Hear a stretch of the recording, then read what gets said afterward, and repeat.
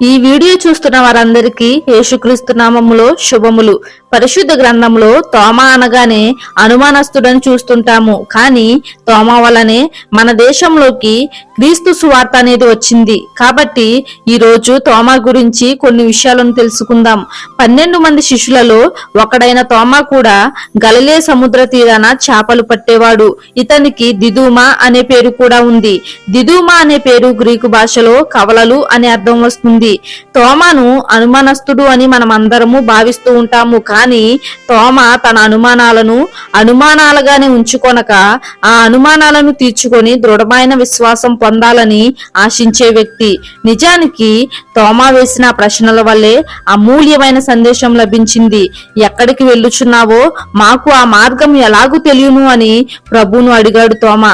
అందుకు యేసయ్య నేనే మార్గమును, నేనే సత్యమును, నేనే జీవమును అని చెప్పారు. యేసు ద్వారానే పరలోకం చేరగలము అని ఈ ప్రపంచానికి అర్థమయ్యింది తోమా యొక్క ఈ సందేహం వల్లే.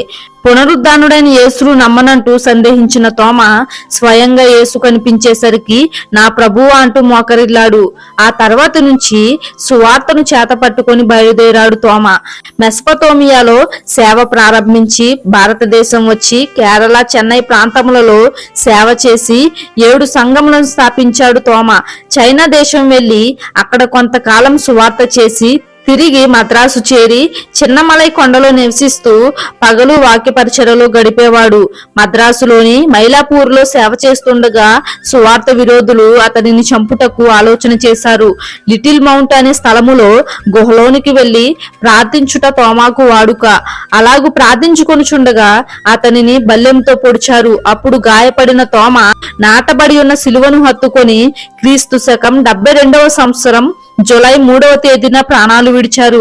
ఇప్పుడు ఆ స్థలాన్ని సెయింట్ థామస్ మౌంట్ అని పిలుస్తారు. ఆయన మొదలుపెట్టిన సువార్త ఆసియా ఖండాన్ని కదిలించింది. మన దేశానికి ప్రభు ప్రేమను చూపించిన తోమా ఎప్పటికీ సజీవ సాక్షి అనేందుకు ఎన్నో సాక్ష్యాలు నిదర్శనం.